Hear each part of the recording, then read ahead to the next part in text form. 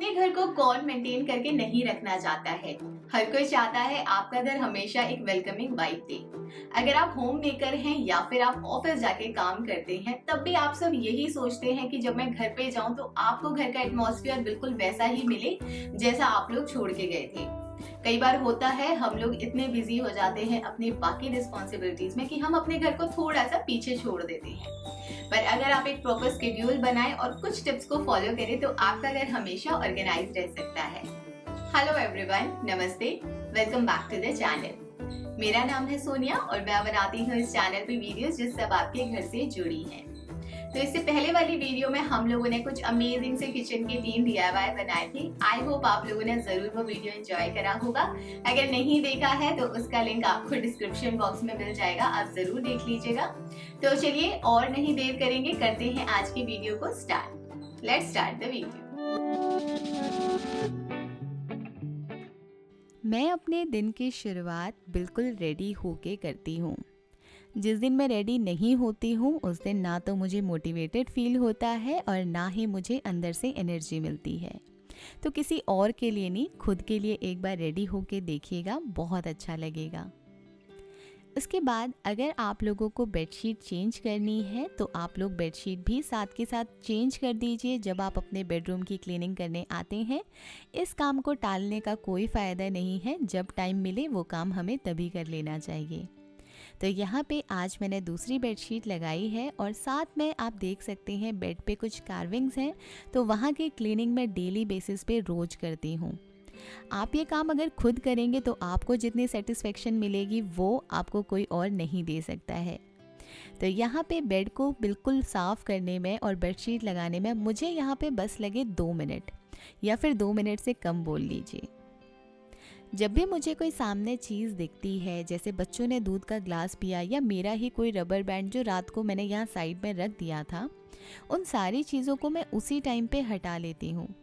इस चीज़ के बारे में आप बिल्कुल मत सोचिए कि ये काम मैं बाद में करूँगी। हो सके तो उसे गीला करके छोड़ दीजिएगा, जो धोएगा उसके लिए आसानी हो जाएगी।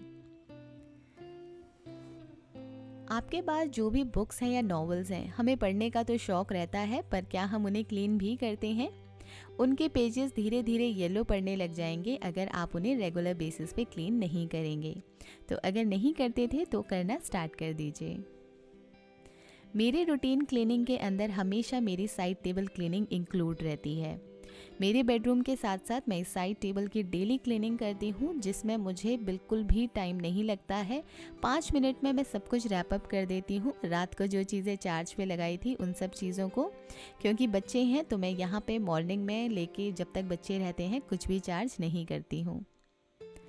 इसके साथ आप उन चीज़ों को वहीं पे रखिए जहाँ पे उनकी जगह है और हमेशा उन्हें साफ़ करके रखिए। तो यहाँ एक ऑर्गेनाइज़र में मैं रखती हूँ अपने कुछ लोशन या फिर डिओ वगैरह, सब कुछ जो भी चीज़ें हैं जो मुझे बच्चों से बचा के रखनी है, पर इन्हें भी मैं डेली बेसिस पे क्लीन करती हूँ ताकि अगली बार के लिए मुझे ये हमेशा साफ़ मिले। टाइम टू टाइम डीक्लटर करना हमेशा हमें हैबिट में अपना लेना चाहिए। आप वीकली कोई एक डे ज़रूर डेजिग्नेट करें अपने डीक्लटरिंग के लिए। अब जैसे यहाँ पे कुछ काजल हैं जो मेरे ख़राब हो चुके हैं या फिर कोई भी ऐसा लाइनर है जो अब मेरा नहीं काम कर रहा है, उन्हें फालतू में रखने का कोई फ़ायदा नहीं है, जो आपके घर में सिर्फ एक कचरा ही बढ़ाएंगे। तो बेटर है जो चीज़ें काम की नहीं हैं उन्हें अपने घर से उसी टाइम हटा दीजिए और जिसकी जो जगह है उन चीज़ों को वहीं रखिए, चाहे बात हो क्लिप्स की या सेफ्टी पिन की, ताकि अगली बार आपको सारी चीज़ें आपकी जगह पे ही मिलें। साथ के साथ यहाँ पे मैं एक कपड़ा भी रखती हूँ जिससे इन सारी चीज़ों को पोंछती जाती हूँ, क्योंकि धूल मिट्टी तो हमारे घर में हर एक छोटी से छोटी चीज़ पे आ ही जाती है। तो यहाँ पे अगर आपने कोई नई क्रीम खरीदी है जिसे अब आपको नहीं चेंज कराना या अगर आपको इसे रखना है तो इसके बॉक्स को रखने का कोई फ़ायदा नहीं है, इसे भी आप डस्टबिन में डाल दीजिए। मैं हर दिन 5 मिनट का टारगेट रखती हूँ किसी भी पार्ट की क्लीनिंग का, तो आज वो था ड्रेसिंग एरिया। यहाँ पे जो आप ये ऑर्गेनाइज़र देख रहे हैं ये मैंने खुद ही DIY करके बनाया था। हमें हमेशा बिल्कुल भी मार्केट से लाए हुए ऑर्गेनाइज़र्स की नहीं ज़रूरत पड़ती है। अगर हमारे पास ऐसे कुछ कार्डबोर्ड हो तो खुद ही आप बना सकती हैं। जब मैं इसकी क्लीनिंग करने लगी तो आप देख सकते हैं इसमें कितनी गंद निकली है, जबकि ये डेली क्लीन हो ही जाता है, पर फिर भी साफ़ तो हमें करना ही पड़ता है। पुरानी बेडशीट हो अगर आपके पास, तो उससे अगर आप अपनी टीवी या फ़ोटो फ्रेम्स को क्लीन करें या मिरर को, तो मेरे ख्याल से उससे अच्छा और कोई कपड़ा नहीं हो सकता है। माइक्रोफाइबर हो या कोई और कपड़ा, मेरे ख्याल से बेडशीट मैं अभी तक यूज़ करती आई हूँ और उससे जो मुझे रिज़ल्ट मिलते हैं वो अमेजिंग हैं। साथ के साथ मैं हमेशा ध्यान देती हूँ पैरेलल वर्किंग पे। लंच भी मुझे टाइमली बनाना होता है, तो यहाँ पे मैंने दाल और चावल दोनों ही चढ़ा के रख दिए हैं गैस पे, ताकि जो मैं बाकी का काम कर रही हूँ उस टाइम तक मेरा ये वाला काम भी कंप्लीट हो जाए। और साथ में दूध भी गर्म कर दिया था। चीज़ों को ज़रूरी है कि आप एक ऑर्गेनाइज तरीके से रखें बास्केट में। तो यहाँ पे अगर आप मॉर्निंग में ये सारी चीज़ें यूज़ करते हैं या आपके हस्बैंड यूज़ करते हैं, तो आप देख सकते हैं वो कैसी फैली फैली लगती हैं। और जब आप इन चीज़ों को साफ़ करेंगे तो आपका बहुत टाइम भी कंज्यूम होगा, क्योंकि आपको सारी चीज़ों को हटाना पड़ेगा। तो बेटर है आप इन चीज़ों के लिए एक बास्केट लें, और मार्केट में बहुत सस्ती सस्ती भी अवेलेबल हैं। बस अगर आप इन सारी चीज़ों को बास्केट में रखेंगे तो अगली बार आपको सिर्फ बास्केट हटानी है और अपनी जगह को क्लीन कर देना है, जिससे आपका बहुत सारा टाइम बचने वाला है। तो अगर नहीं करते थे तो ये वाली ट्रिक ज़रूर ट्राई कीजिएगा, बहुत ज़्यादा हेल्पफुल है। हर चीज़ की एक जगह होना बहुत ज़रूरी है।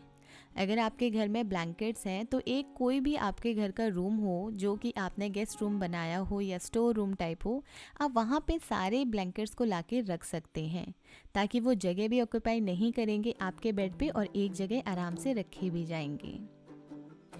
यहाँ पे मैं आपके साथ शेयर करूँगी कुछ क्लीनिंग हैक। तो यहाँ पे बच्चों के मैंने शूज़ लिए हैं जिन्हें मुझे वॉश नहीं करना था या नहीं करवाना था, क्योंकि बहुत ज़्यादा जब हम शूज़ को धोते हैं तो वो ख़राब भी हो जाते हैं। मैं यहाँ पे यूज़ करती हूँ सिंपल कोलगेट का, और कोई भी एक कपड़ा ले लेती हूँ। चाहे तो आप ये वाइप्स का भी यूज़ कर सकते हैं, जो कि मेरी एक्सपायर हो गई थी अब, तो मैं उन्हें क्लीनिंग में यूज़ करती हूँ। और बस कोलगेट को आपको रब करना है इसके ऊपर और थोड़ा सा स्प्रे कर लीजिए। ये जो स्प्रे है ये DIY है, जो मैंने कैसे बनाया था ये मेरी पहले की वीडियो में आपको मिल जाएगा। 2 मिनट से भी कम टाइम लगा मुझे इन शूज़ को चमकाने में, आप डिफरेंस देख ही सकते हैं। तो बस इस तरीके से आप बहुत जल्दी से अपने बच्चों के या अपने भी शूज़ साफ़ कर सकते हैं। अगर आपके पास ऑर्गेनाइजर्स नहीं हैं तो आपके पास कुछ ऐसी चीज़ें ज़रूर होंगी आपके घर पे जो ऐसे ही पड़ी हैं, आपने उनको और यूज़ नहीं कर रखा कहीं। तो मेरे पास ये मैश बैग थे जो मैंने फ्रिज के लिए लिए थे और बहुत टाइम से मेरे पास पड़े थे। तो इसके अंदर जब मैंने इन सारे टॉयज़ को ऑर्गेनाइज़ करा तो बहुत अच्छे से छोटे छोटे टॉय जिनकी कोई जगह नहीं होती है वो इसके अंदर आ गए। तो अगर आपके पास ऐसे मैश बैग हैं तो इनका ये यूज़ आप ज़रूर ट्राई कीजिएगा। ऐसे ही जब हम पज़ल लाते हैं तो बच्चे खेल खेल में उनके बॉक्स हमेशा तोड़ ही देते हैं और फिर वो इधर उधर घूमते रहते हैं। कभी कोई पज़ल का पीस कहीं मिस हो जाता है, कभी कोई कहीं। तो बेटर है ये सारे पज़ल्स को भी आप ऐसे मैश बैग में डाल के रख दीजिए। जिप उनमें लगी होती है, आपको कुछ नहीं करना। मेरा हमेशा वीकली डिक्लटर तो रहता ही है। आज मैंने निकाले थे सारे पेन। तो पेन की कंडीशन वैसे तो मेरी ठीक रहती है क्योंकि मैं इन्हें देखती रहती हूँ, पर फिर भी बच्चे यूज़ करते हैं स्केच पेन वगैरह तो वो जल्दी ही ख़त्म हो जाते हैं। तो जो ख़त्म हो गया है उसे हटा दीजिए, साथ में कैरी करने का कोई फ़ायदा नहीं है। आपकी हर चीज़ की कुछ ना कुछ कैटेगराइजेशन तो होनी चाहिए। जैसे ये बॉक्स मैंने बना रखा है बच्चों के स्केच पेन का। अगर गलती से इसमें पेन रखे जाएंगे तो मुझे बाद में बहुत इरिटेशन होती है। तो इसीलिए बेटर है आप दिन में थोड़ा सा टाइम निकालिए इन चीज़ों के लिए और चीज़ों को उनकी जगह पे रखिए और प्रॉपरली कैटेगराइज कीजिए। स्केच पेन है तो स्केच पेन में ही और पेन है तो पेन में ही। मेरे बेटे की ये पुरानी एक सॉक्स है जिसका एक पेयर गुम हो गया है, अब बचा था सिर्फ एक। तो मैंने सोचा इसका क्यों ना यूज़ करा जाए क्लीनिंग में। तो यहाँ पे मैंने स्पून के अंदर इस तरीके से सॉक्स को डाला है और स्पून का पीछे वाला हिस्सा लिया। तो बॉटल में जहाँ जहाँ पे नहीं आपकी क्लीनिंग हो पाती थी वहाँ से भी बहुत सारी गंद इस सॉक्स ने निकाल ली। मतलब आप बिलीव नहीं करेंगे, आपके ऐसे ऐसे कोने पे भी ये चली जाएगी जहाँ पे आप नहीं सोच सकते थे कि क्लीनिंग पॉसिबल है। तो पुरानी सॉक्स को इस तरीके से आप हमेशा ट्राई कर सकते हैं। और साथ में मेरा लंच भी बन के रेडी है। अपनी एनर्जी और अपने टाइम को हमेशा अच्छी जगह ही इन्वेस्ट कीजिए। आज मेरे बेटी की थोड़ी तबीयत ठीक नहीं थी तो ये सारी चीज़ें आज मैंने ही उसकी रख दी, क्योंकि जब बच्चों का मन नहीं होता तो हमें उनसे वो काम नहीं करवाने चाहिए। साथ में ये एक DIY ऑर्गेनाइज़र मैंने बनाया हुआ है जिसमें मैं उसकी यहाँ पे पेंसिल्स रख देती हूँ। तो अगर ज्योमेट्री बॉक्स नहीं मिलता है तो आप ऐसे भी बच्चों की चीज़ों को ऑर्गेनाइज कर सकते हैं। मेरे पास कुछ एयर फ्रेशनर्स ख़त्म हुए थे और उनकी कैप्स का मैं क्या करती, तो मैंने सोचा इनका भी कुछ हम ऑर्गेनाइजर्स की तरह यूज़ करें। मेरी बेटी के शॉर्पनर और रबर को मैंने इसके अंदर डाल के रख दिया।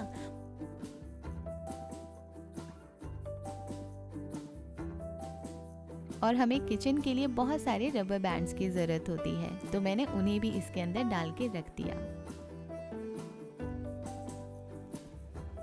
Friends, that is all for today. तो आई होप आप लोगों ने आज का वीडियो जरूर एंजॉय करा होगा और इससे मिले होंगे आपको कुछ अमेजिंग और हेल्पफुल से आइडियाज अपने घर को ऑर्गेनाइज करके रखने में। तो ऐसी ही वीडियोस अगर आप लोग मिस नहीं करना चाहते हैं तो रेड बटन को प्रेस करके चैनल को भी सब्सक्राइब कर लीजिएगा और जो साथ में उसकी घंटी है उसको प्रेस करना बिल्कुल मत भूलिएगा। कमेंट सेक्शन में बताइएगा कौन सा आइडिया आपको सबसे ज्यादा हेल्पफुल लगा या फिर कौन सा आइडिया आपके लिए नया था। तो चलिए, मैं मिलती हूँ अब आपसे नेक्स्ट वीडियो में। तब तक अपना ध्यान रखिए। Stay happy, take care and bye bye.